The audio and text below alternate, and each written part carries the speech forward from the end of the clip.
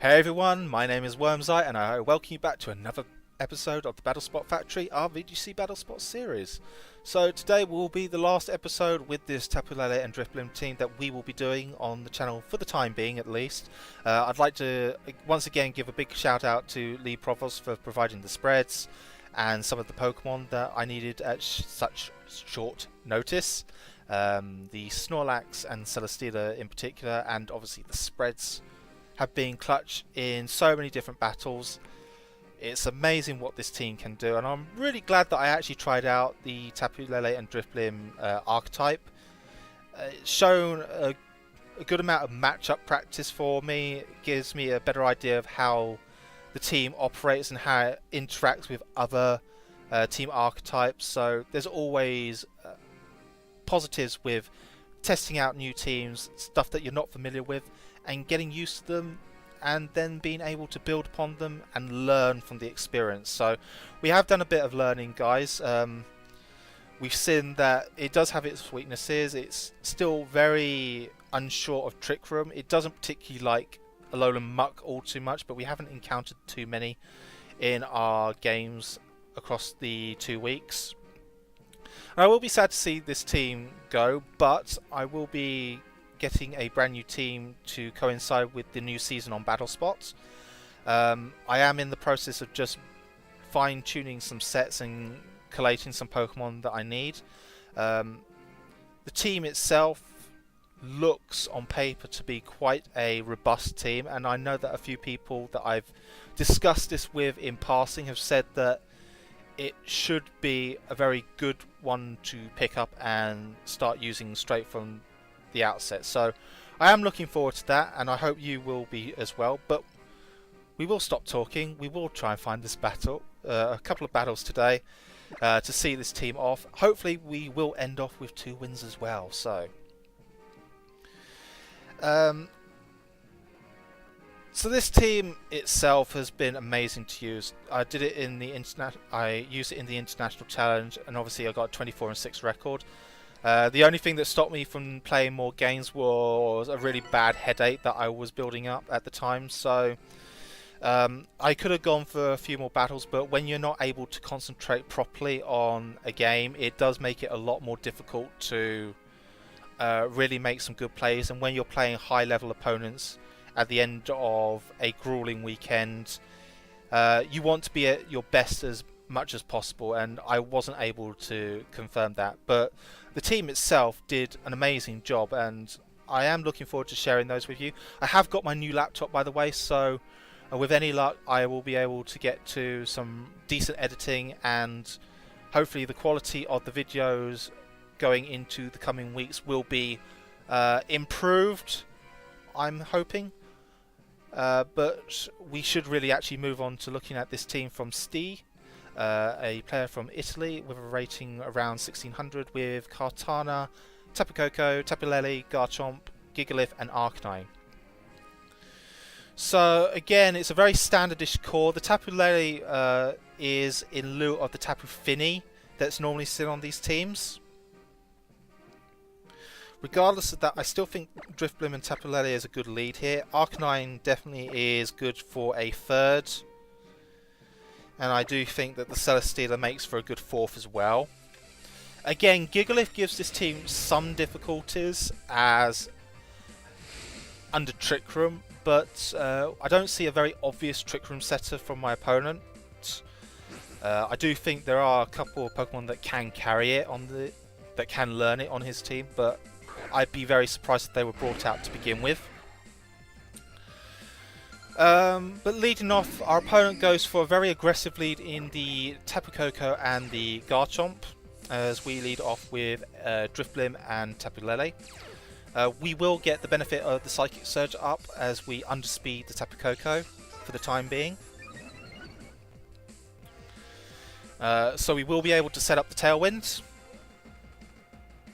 Or we could even go for a Will-O-Wisp onto the Garchomp and just Psychic into the Tapu Koko and have done with it.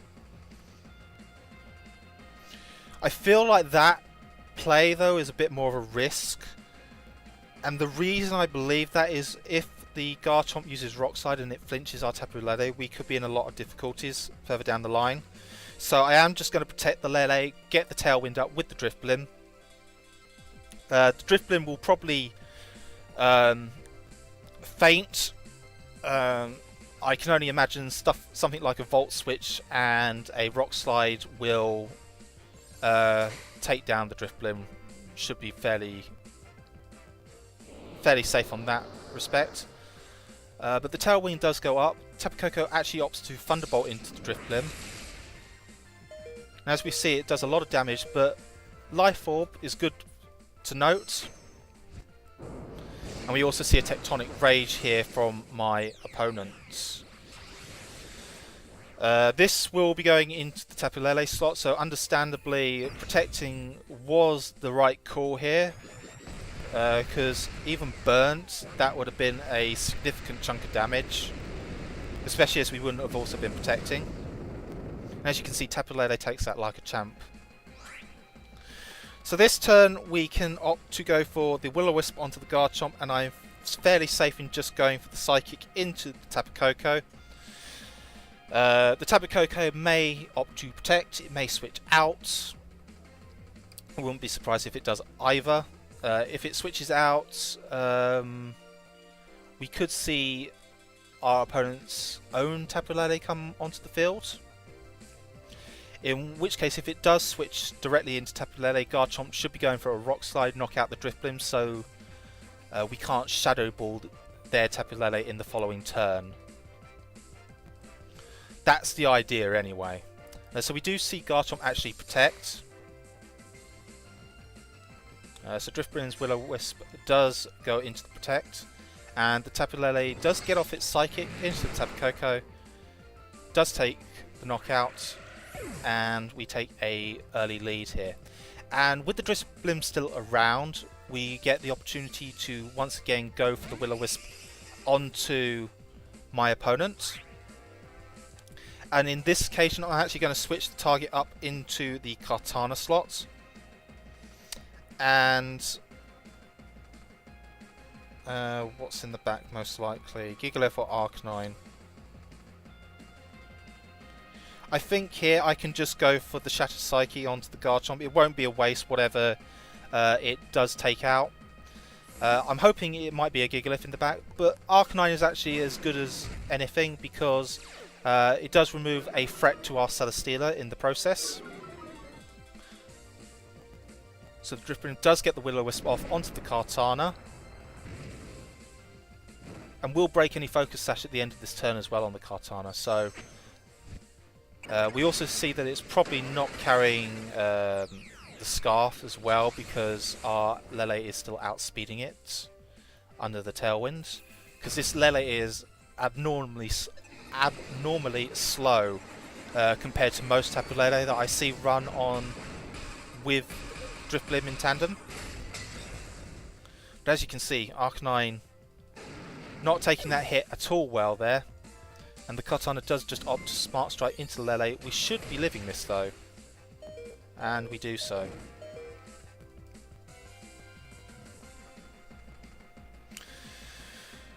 So we're still in a very healthy position here. And we do once again threaten the Garchomp with a Will-O-Wisp. I think if we neuter the Garchomp here, it's basically all over.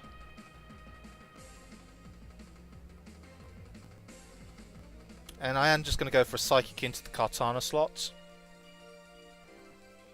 But our opponent just forfeits there, so obviously understanding that we've taken quite a significant lead there and not willing to play on. So very quick game to start off today's episode. And a good game to my opponent there.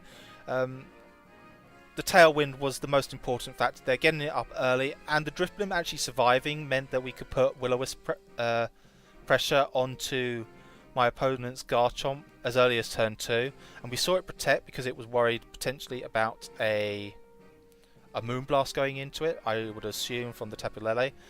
But we then decided to remove Tapu Koko with a Psychic. And once Kartana came in, that switched the focus of where the Will-O-Wisp needed to go into the Kartana slot rather than the Garchomp.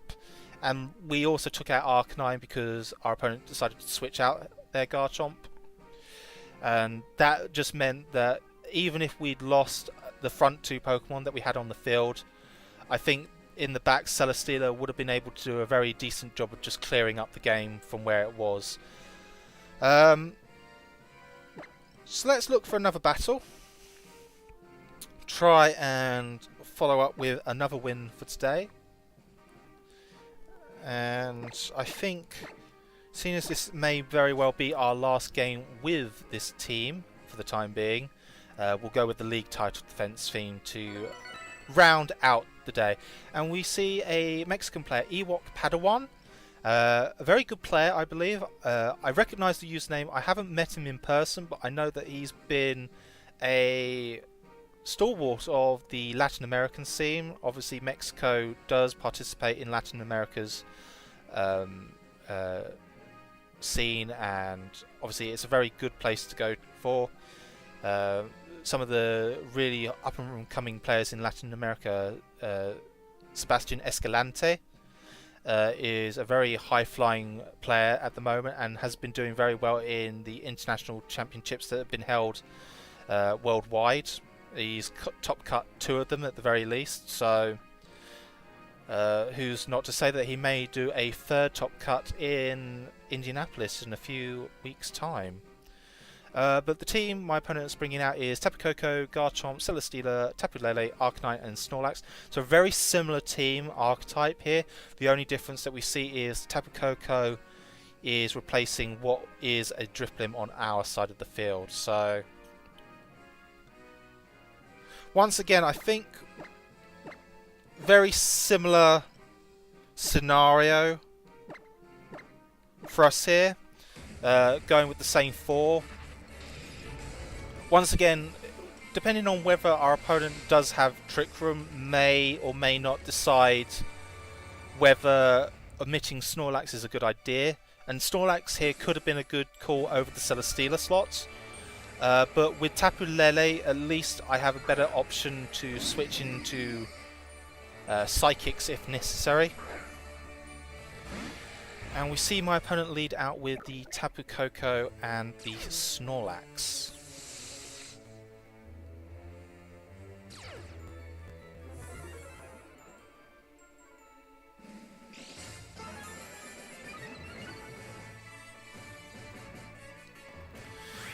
So there are a lot of variables here on this first turn that do worry me quite significantly. If the Tapu Koko is carrying a Z Crystal, Drifblim should go down to this no matter what, and if it happens to be carrying Choice Specs, that would also be a severe nail in our coffin. We could go for Tailwind here, but I'm actually more tempted to try and go for the Will-O-Wisp onto the Snorlax straight away. And I think that's what I'm going to do. And I'm actually just going to go straight for the Psychic onto the Tapu Koko.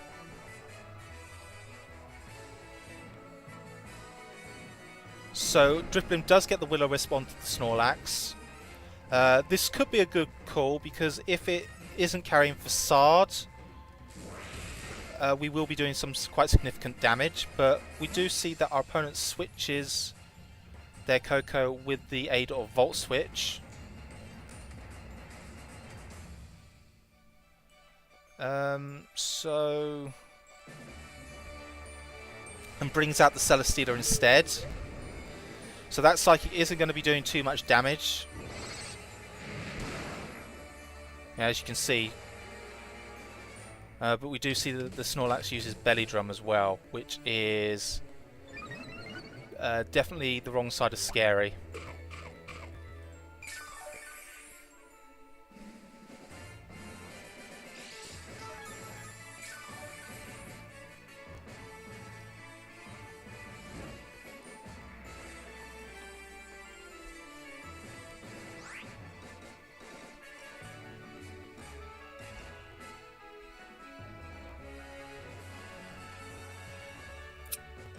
So there's 2 ways of tackling this turn. I do agree with the Celesteela switching here because it does now threaten our Tapu Lele. Regardless, I am just going to go for another Will-O-Wisp into the Celesteela slot. It will weaken any potential heavy slams that come out from it in the future. I don't think Lele will survive a Will-O-Wisp heavy slam at that range.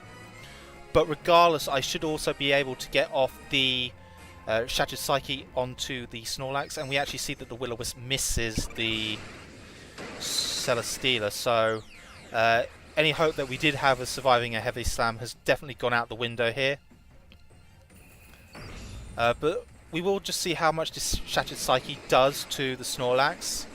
We are still under Psychic terrain, but it has got quite a significant amount of bulk to it.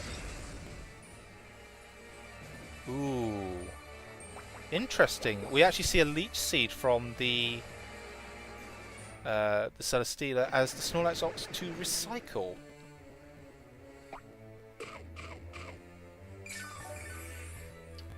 So obviously it's going to use its Figgy Berry straight away.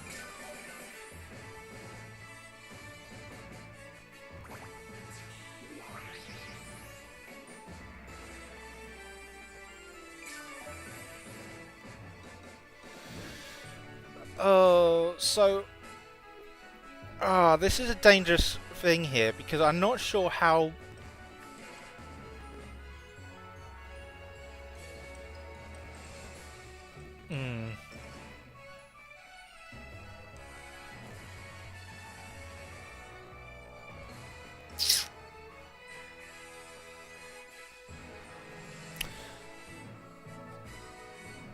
I think a regular Psychic should at least get the Snorlax very close to knockout, if not actually knocking it out straight away.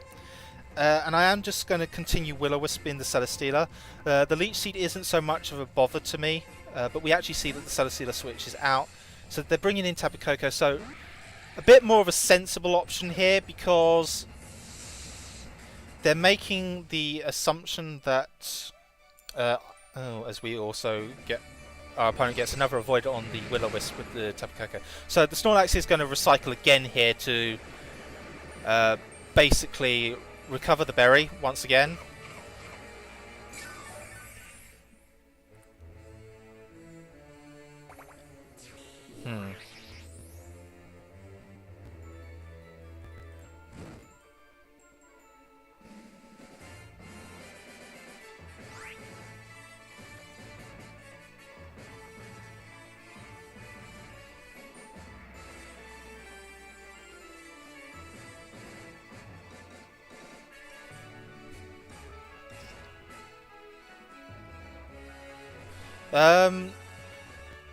It's a bit of to and fro here.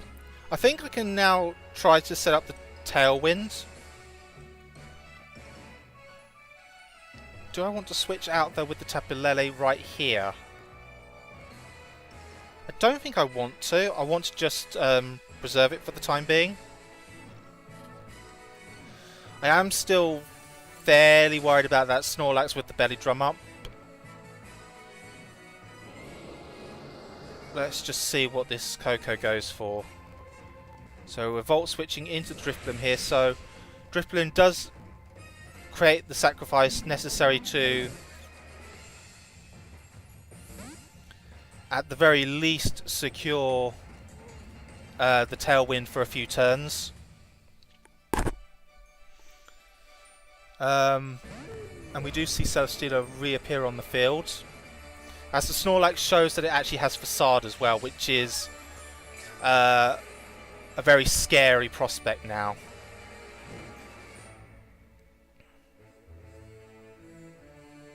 A very scary prospect indeed. So that now basically forces me to bring in Arcanine here.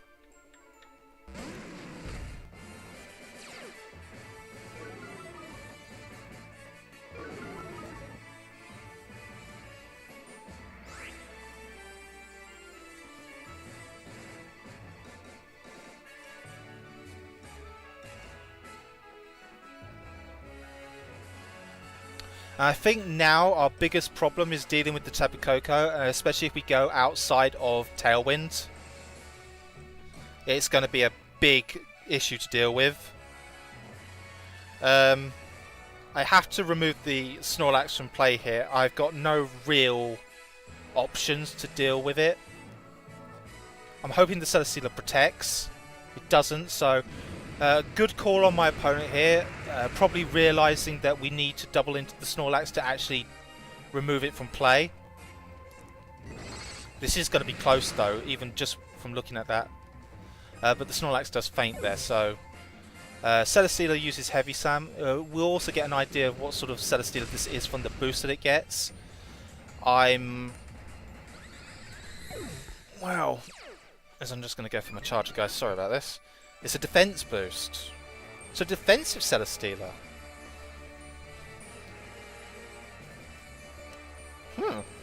Okay. Colour me intrigued. You have my attention. Interesting, to say the least. We see Garchomp hit. Ugh, not nice, not nice, not nice.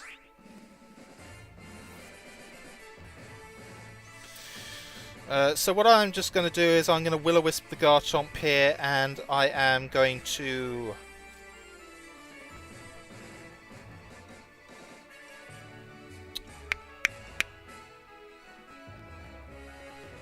Leech Seed their Celesteela. The Garchomp, I'm 99% sure is going to go just for Earthquake here.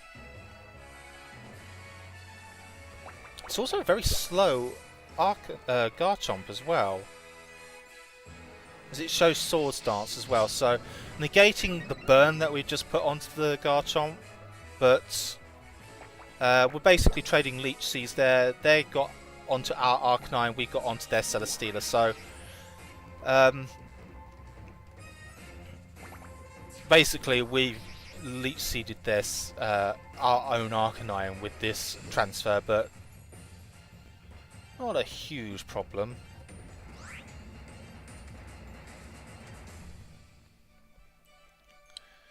So I'm going to protect with my Arcanine, and I'm just going to Leech Seed now into the Garchomp.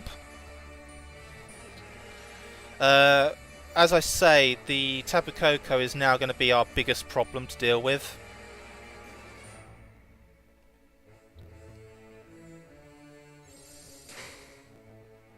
Especially now that once we go outside of Tailwind, it will be faster than both of our Pokemon and will do some significant damage.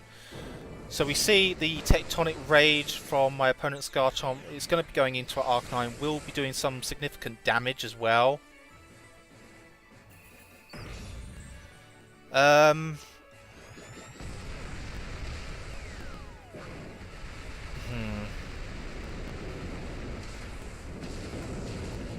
As you can see, it's doing about half damage, and that's even through a burn, so... And as you can see, it's just a Leech Seed game now, so everything's seeded on the field. We will be getting lots of health back, so as you can see, Celesteela's going to get Leech Seed from the Arcanine.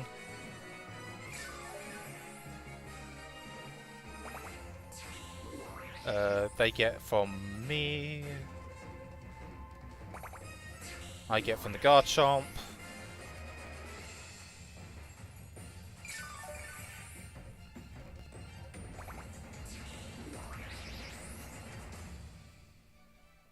And I get from their Celesteela. So, and the burn once again ticks away a little bit at the Garchomp.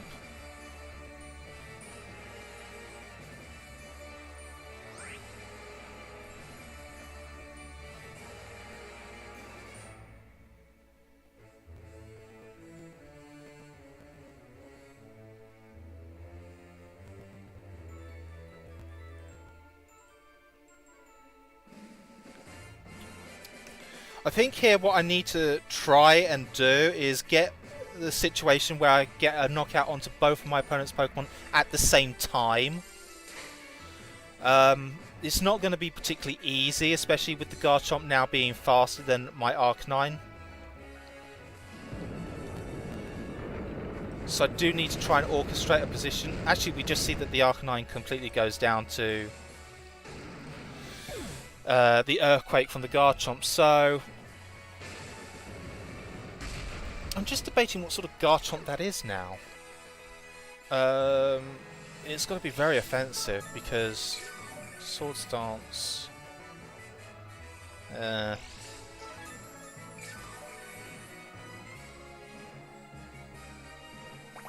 It's a shame, really. I think the game is now won just based on the Tapu Koko in the back, so.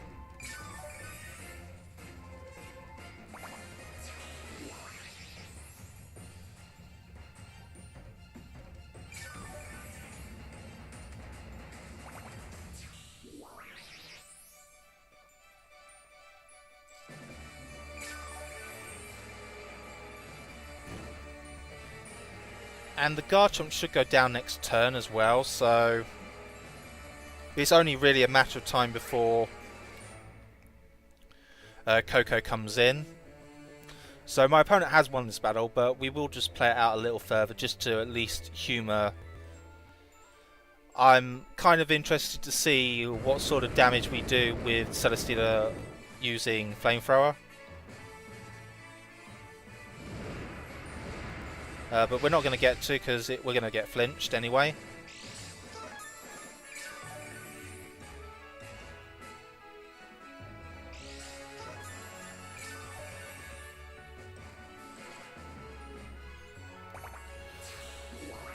So where did we actually lose that game, really?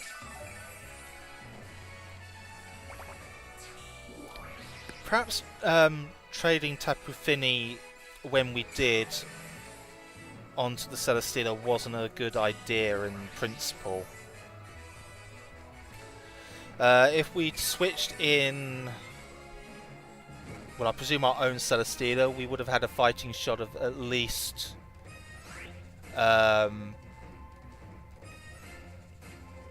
dealing with the Celesteela later on. But it was always going to be difficult there. I don't think our the start of the game we actually played particularly badly. The Snorlax getting the belly drum up was unfortunate, and showing Facade meant that it was a bigger issue to deal with. And Shadow Psyche didn't knock it out in one clean hit with onto the Snorlax, so potentially shows that there needs to be some change in investment on the Tapu Lele. Maybe take a bit out of the defensive investment and put it into a more offensive set to try and be more proactive in picking up that knockout. Perhaps we could have been a bit more proactive in actually dealing with the Snorlax itself, but with a leader Tapu Lele and Drifblim, it's a lot difficult. It's a lot harder to do that. So it swings and roundabouts there. But good game to our opponent, Ewok Padawan. Obviously, as I said, he's one of those players in the Latin American scene that has got a reputation of being a very competent battler, and he has shown that today.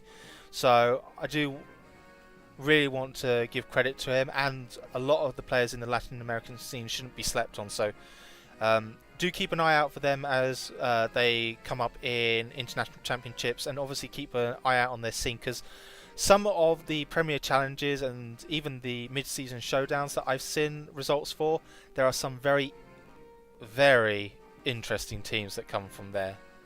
And I mean interesting, more crazy than some of the ones that I've theoried for WyrmsEye types. But maybe we might get to bring one to the channel someday if they have a good run in a major tournament. But I think that's it for today, guys. So if you want to leave a comment about the content that we've provided today, or indeed any of the content that we have shown over the past few weeks, do get in touch in the comment section down below. Like if you enjoyed the video, and subscribe if you want to catch up with more content that comes out in the coming weeks. As I say, we will be moving on to a new team next week once the new season of Battle Spot starts. So until next week, guys, I bid you farewell and goodbye for now.